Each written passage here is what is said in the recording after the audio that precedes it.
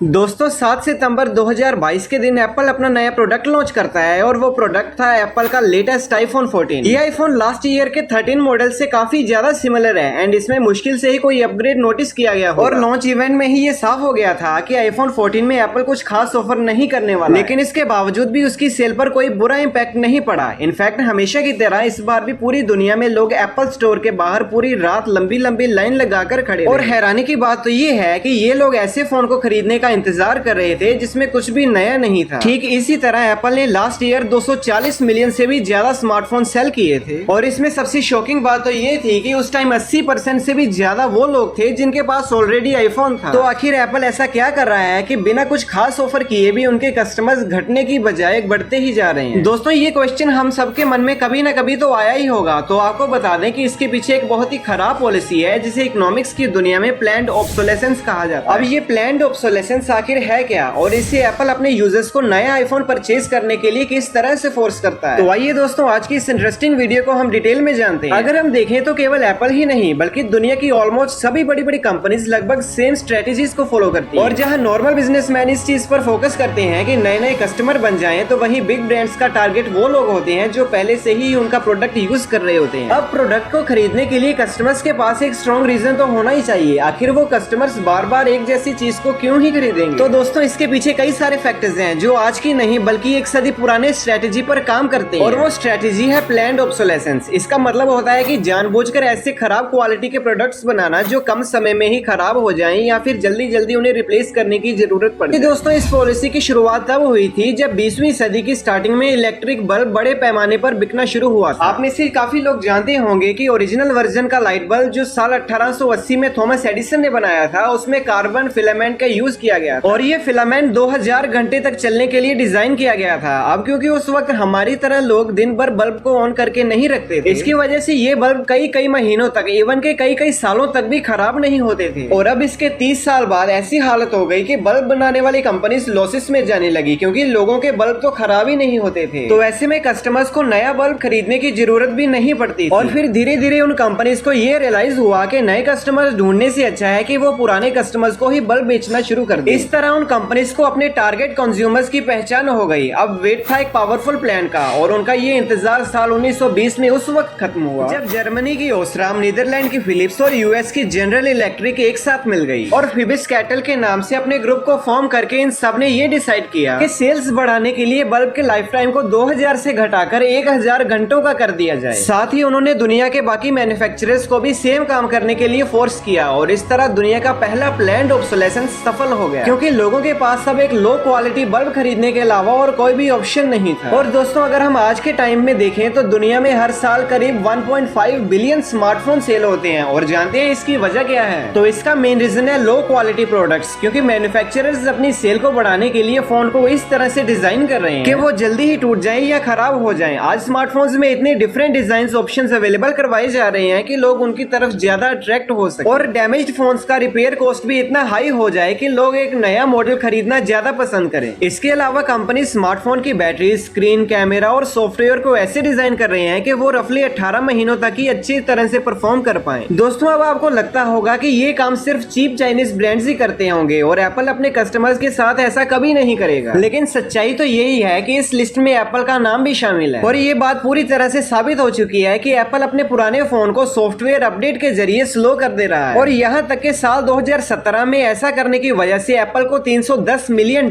का फाइन देना पड़ा था। लेकिन क्या हर कंपनी एप्पल की तरह अपनी सेल्स को बढ़ाने के लिए यही ट्रिक अपनाती है? तो ऐसा बिल्कुल भी नहीं है। जिस कंपनी के प्रोडक्ट ज्यादा ड्यूरेबल होते हैं वह दूसरे ट्रिक्स अपनाती हैं। जैसे साल 1920 में जब लाइट बल्ब कार्टेल हुआ था तो उस समय जनरल मोटर्स और उसके सीईओ एल्फ्रेड पी स्लोआन ने एक बहुत बड़ी व्हीकल मैन्युफैक्चरर कंपनी फोर्ड के साथ मिलकर बिल्कुल ऐसी ही एक दूसरी स्ट्रेटेजी प्लान की। दोस्तों 1920 के दौरान कार की परफॉर्मेंस इतनी अच्छी हुआ करती थी कि लंबे टाइम तक उन्हें बदलने की जरूरत ही नहीं पड़ती थी। तब स्लोआन ने एक एनुअल कार मॉडल तैयार किया और इसने बिजनेस मॉडल के तहत उन्हें कार के लुक, डिजाइन और कलर में थोड़ा सा अपडेट करके हर साल एक नया मॉडल लॉन्च करना शुरू कर दिया और इसके बाद फोर्ड मोटर्स ने भी सेम काम करना स्टार्ट कर दिया। अब ये नई कारें काफी हद तक वैसी ही होती थी जैसा लोगों के पास पहले से ही थी। इसके बावजूद भी इस स्ट्रेटेजी की हेल्प से इनकी सेल कुछ ही सालों में काफी ज्यादा बढ़ गई क्योंकि मॉडल के सामने लोगों को उनकी कार अब आउटडेटेड फील होने लगी थी और लोग ट्रांसपोर्टेशन मशीन की बजाय एक फैशन और एक स्टेटस की तरह देखने लग गए थे और सेम यही स्ट्रेटेजी आज एप्पल और दूसरे स्मार्टफोन मैन्युफैक्चरर्स भी फॉलो कर रहे हैं। और ये कंपनीज बड़े ही चालाकी से नए कलर और डिजाइन के साथ हर साल अपने स्मार्टफोन लॉन्च कर देती हैं, और जो एक्चुअली पुराने मॉडल से कुछ खास या अलग स्पेशल नहीं होते, लेकिन फिर भी लोग खुद को अपडेटेड रखने, शो ऑफ करने और अपना स्टेटस मेंटेन करने के लिए नए नए मॉडल्स को खरीद लेते हैं। और दोस्तों इस मामले में एप्पल का नाम सबसे ऊपर आता है, जो साल 2011 से हर साल सितंबर के महीने में एक बहुत बड़े इवेंट के जरिए एक नया आईफोन लॉन्च करता है। और हर बार उनका ऐसा प्रॉमिस होता है द बेस्ट आईफोन एवर, लेकिन ये एक ऐसा प्रॉमिस है जो मुश्किल से केवल 12 महीनों तक ही टिक पाता है। वैसे दोस्तों ये डायनेमिक ऑब्सोलेसेंस 3 साइड पजल का सिर्फ एक हिस्सा था, जहाँ इसका दूसरा हिस्सा है द राइज कंज्यूमरिज्म, यानी लोगों के बीच अब नई चीजों की खरीदारी केवल जरूरत तक ही सीमित नहीं रह गई, बल्कि ये एक खुशी का साधन बन चुका था। असल में दोस्तों किसी भी चीज को खरीदने के बाद कस्टमर को एक शॉर्ट टर्म हैप्पीनेस मिलती है। आपने भी ऐसा महसूस किया होगा कि जिस चीज को खरीदने के लिए आप बहुत ही ज्यादा एक्साइटेड थे, उसे खरीदने के सिर्फ एक हफ्ते के बाद ही उसे देखकर उतनी खुशी नहीं मिलती। और कंज्यूमर्स के इसी बिहेवियर की वजह से दुनिया के लाखों बड़े बड़े कंपनीज आज करोड़ों कमा रहे हैं। इसके अलावा इस पजल का तीसरा हिस्सा है द इंडस्ट्रियल एरा, जहां कंपनीज टेक्नोलॉजी के मामले में पहले से कहीं ज्यादा एडवांस हो गई थी और इसकी हेल्प से ऐसा इंफ्रास्ट्रक्चर बिल्ड हो चुका था जिससे कम समय और कम लागत में ज्यादा प्रोडक्ट मैन्युफैक्चर किए जा सकते थे। इस तरह इन सब चीजों के साथ मिलने से मार्केट आज काफी साल पहले ही नए कलर, डिजाइन और नए मॉडल से भर गई थी, जिसकी वजह से लोग शॉपिंग में हद से ज्यादा इंटरेस्ट लेने लगे और जिन चीजों की जरूरत भी नहीं थी लोग उन्हें भी खरीदने लगे। इसके बाद साल 1990 में फास्ट फैशन के नाम पर चीजें और भी ज्यादा बदतर हो गई। दोस्तों फास्ट फैशन का मतलब होता है एक बहुत ही चीप प्राइस पर उन आउटफिट्स को सेल करना जो किसी ट्रेंडिंग कैटवॉक में या किसी सेलिब्रिटी ने पहने हो। ये ट्रेंडी आउटफिट मार्केट में इतनी तेजी से पहुंचते थे कि इसकी स्केचिंग से लेकर शॉप तक पहुंचने में मैक्सिमम 15 दिनों का समय लगता था। अब दोस्तों अगर आज के समय की बात करें तो आज ट्रेंड हर 2 हफ्तों में बदल जाता है, जिसके चलते स्टॉक को बहुत ही जल्दी चेंज करने की जरूरत होती है। और इससे होता ये है कि टेक्सटाइल इंडस्ट्री में 85% हिस्सा यानी कि लगभग 92 मिलियन टन माल हर साल कचरे में शामिल हो जाता है। और दोस्तों टेक इंडस्ट्री का हाल भी कुछ ऐसा ही है। हमारी लाइफ में इलेक्ट्रॉनिक्स का इस्तेमाल इतना ज्यादा बढ़ गया है कि हर साल 54 मिलियन टन ई वेस्ट पैदा हो रहे हैं। और अफसोस की बात तो ये है कि इसमें से सिर्फ 20% ही रिसाइकल हो पाता है, लेकिन हमें इससे कुछ खास लेना देना नहीं है। हम आज भी कंपनियों के बनाए उसी 100 साल पुराने ट्रैप में फंसे हुए हैं। ये कंपनीज आज भी सस्ते और घटिया क्वालिटी के प्रोडक्ट्स बना रही हैं ताकि हम उस चीज का इस्तेमाल लंबे टाइम तक ना कर सके। और ट्रैप में बुरी तरह फंसाने के लिए कंपनी के पास अब क्रेडिट कार्ड से शॉपिंग करवाने का भी ऑप्शन मिल गया है। जो लोग महंगी चीजों का अफोर्ड नहीं कर सकते वो भी इससे ना बच पाए। दोस्तों अगर हम सच्चाई देखें तो आज बहुत सारे ऐसे लोगों के हाथ में आईफोन्स हैं जो एक्चुअल में उसे अफोर्ड ही नहीं कर सकते, और लोग बिना कुछ सोचे समझे क्रेडिट कार्ड से इसको खरीद लेते हैं। फिर बाद में उन्हें इंटरेस्ट के रूप में फोन के एक्चुअल प्राइस से कहीं गुना ज्यादा प्राइस चुकाना पड़ता है। अब आईफोन लोगों के दिमाग पर इतनी बुरी तरह से कब्जा जमाए हुए है कि उन्हें क्रेडिट कार्ड पर पे करने वाले अमाउंट और इंटरेस्ट को कैलकुलेट करने की जरूरत तक महसूस ही नहीं होती। और यही चीज आज हर एक कंपनी चाहती है। आज बहुत सारे लोगों का मानना है कि ये प्लान्ड ऑब्सोलेसेंस वाकई में कंज्यूमर्स के लिए अनफेयर है, लेकिन दोस्तों आपको बता दें कि इसके कुछ फायदे भी हैं, क्योंकि जब कंपनीज ज्यादा रेवेन्यू जनरेट करती हैं तो ये देश की इकोनॉमी के लिए फायदेमंद साबित होता है। साथ ही कंपनियां जब तरक्की करती हैं तो उससे लाखों नए जॉब्स क्रिएट होते हैं। एंड इस तरह देखा जाए तो ये प्लान्ड ऑब्सोलेसेंस के थोड़े बहुत फायदे भी हैं, लेकिन इन फायदों की वजह से इसकी डार्क साइड को नजरअंदाज नहीं किया जा सकता। दोस्तों अगर हम बल्ब के एग्जांपल पर वापस जाएं तो कैलिफोर्निया के फायर स्टेशन में एक ऐसा बल्ब लगा हुआ है जो पिछले 120 सालों से खराब ही नहीं हुआ, और इस बल्ब को 19th सेंचुरी की टेक्नोलॉजी से बनाया गया था। बाकी दोस्तों अगर आप जानना चाहते हैं कि आखिर जगुआर कार अब सड़कों से गायब होती क्यों नजर आ रही है, तो आई बटन पर दिए गए वीडियो पर क्लिक करके वीडियो को पूरा देखिए। एंड साथ ही दोस्तों आज की इस वीडियो को लाइक करके चैनल को सब्सक्राइब कीजिए और बेल आइकन को जरूर प्रेस कीजिएगा।